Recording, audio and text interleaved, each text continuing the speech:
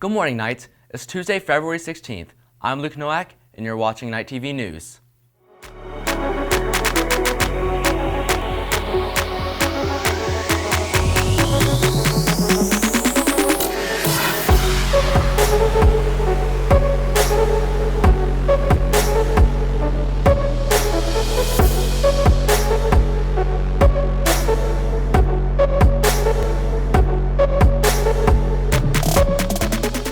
February is Black History Month, but Black History Month is something we celebrate all year long. The Independent Student Ambassador shared with us some Black heroes that continue to inspire them. Hello, my name is Murphy Roberts. And I'm Benjamin Cox. And we are a part of the Student Ambassadors here at Independence High School. And this is what we decided to do for Black History Month. So we decided to decorate a bulletin board, and each member of the Student Ambassadors chose a Black influencer from American history, and we each wrote a synopsis about them.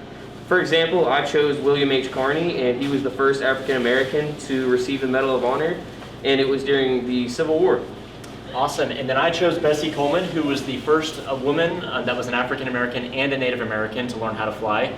We chose to do this, not just simple decorations, because we wanted to make sure that we were portraying and highlighting all the important things that African Americans had done throughout American history, and that even though February is considered Black History Month, we want to make sure that we celebrate and continue to understand African American history even past February.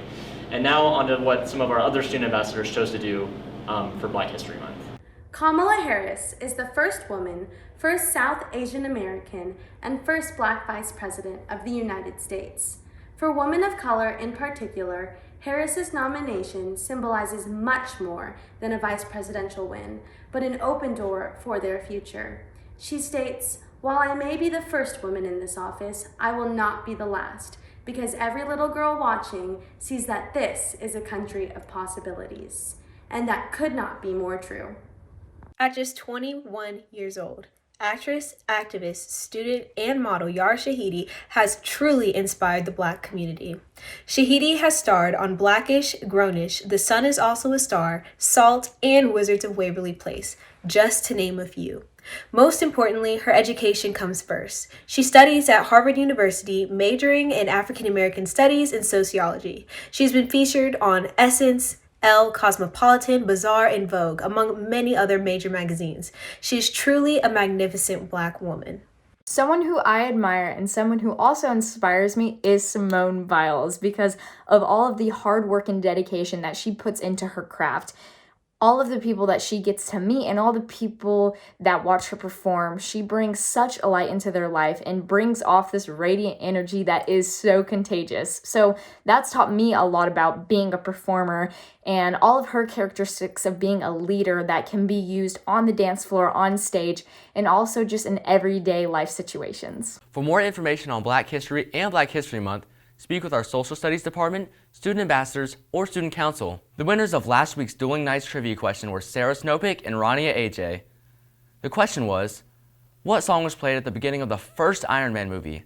The answer is Back in Black by AC/DC. This week on Dueling Knights, our two trivia winners are competing in a scavenger hunt for a Chipotle gift card.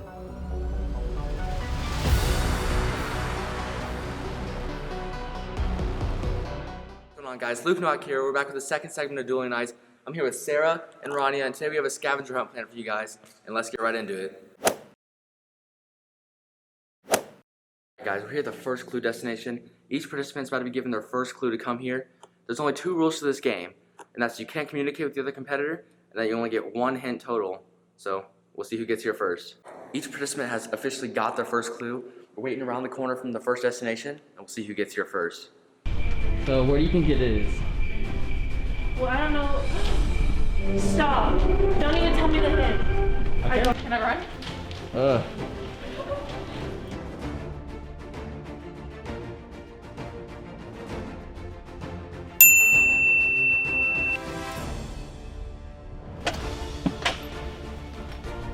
And you're right. At our first clue.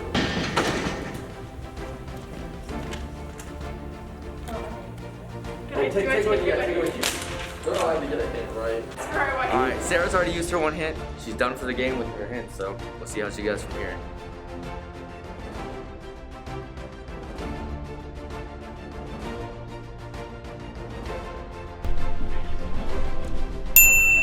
Bruh. What? Where is it? She doesn't know where it is. She doesn't know where it is. I know where it is. She doesn't know where it is.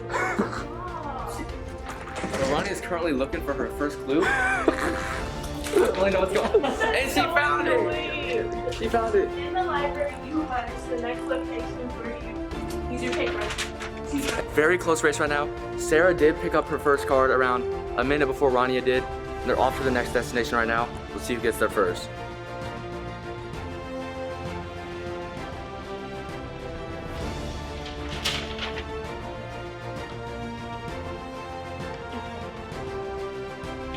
Have your third one. I see. Have your third one. I see. Alright, read it out. Read it out. Oh, your next clue will be under a seat in the front row of the auditorium. You know.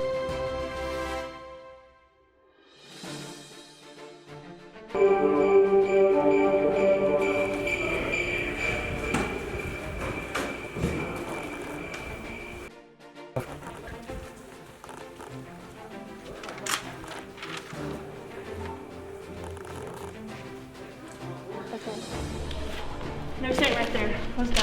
You're just leaving your shoe?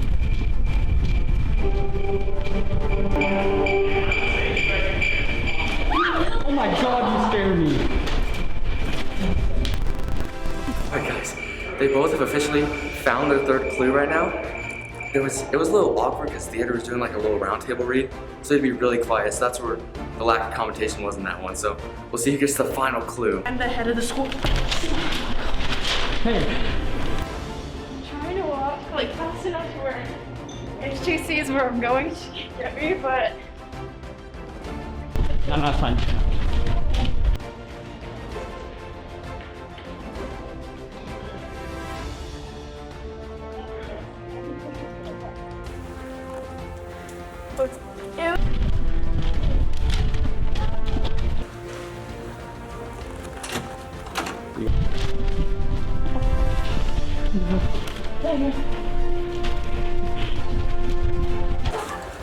Oh my god.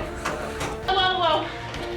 It was the photo finish. I tested first. Okay, but actually I was in here first. Okay. Alright guys, so we had a little bit of weird finish. Sarah did make it in here first, but Rania did touch the table first.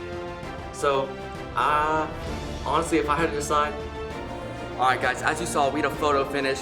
I'll have to put it in slow motion for you guys right now. Whoa. It was a photo! Alright, and ultimately, the decision was up to me to see who won. Sarah made it in the room first, but Rania did hit the table where the trophy was. So, on my undisputed opinion, the winner is Miss Sarah. Thank you. I'm honored. She's officially won our first segment of the scavenger hunt, and congratulations. We'll see you all next time. Wow, what a close finish. Let us know on Twitter who you think should have won. And while you're there, go answer this week's trivia question. Who was the first African-American Supreme Court Justice? DM us on Twitter, and the first two to get it right get to compete in the next Dueling Knights segment. Sarah, come down to A141 and collect your Chipotle gift card. 35 Independence DECA students competed in the state competition this year. This year's competition was held virtually, and all students that competed were also virtual. Layla AJ tells us that competing virtually couldn't stop them from giving it their all. Congratulations, DECA, from all of us here at Independence. We're wishing you the best of luck at your DECA state competition. At the competitions, students are given business-related scenarios and challenges that require problem-solving and critical thinking. The students must be quick on their feet and be ready to answer any questions given to them by the judges. Sivy Shelk describes the types of scenarios that the students are given to roleplay.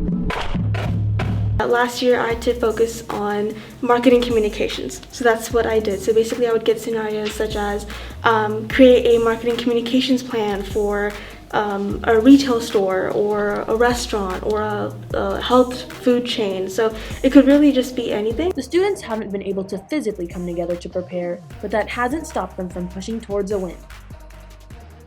Working with the team, like especially this year since I'm an officer, has been really interesting.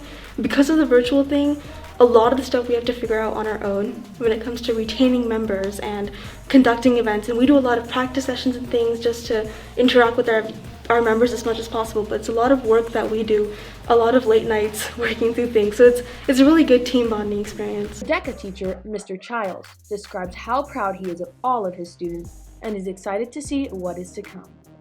I just want to wish my kids the best of luck. And then I know that some of the other business clubs are coming up. I wish them the best of luck as well. Even though DECA members haven't been with us here on campus, the drumline here at IHS has made sure to give them a proper send-off. Along with goodie bags, many teachers sent encouraging notes to the students for all their hard work and dedication on making it this far.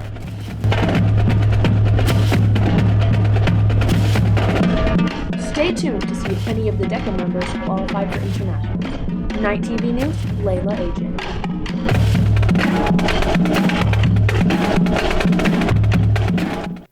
Check out nightpress.org to see the results. The IHS swim team recently competed in their district meet.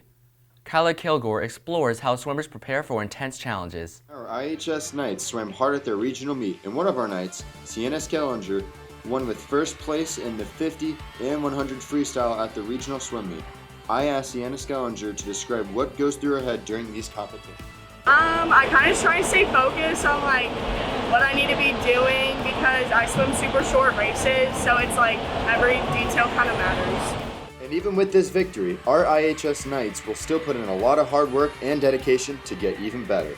It's pretty hard. It involves a lot of different factors, it's not just swimming, it's dry lands too, and then you have to eat right, so it just becomes very involved very fast.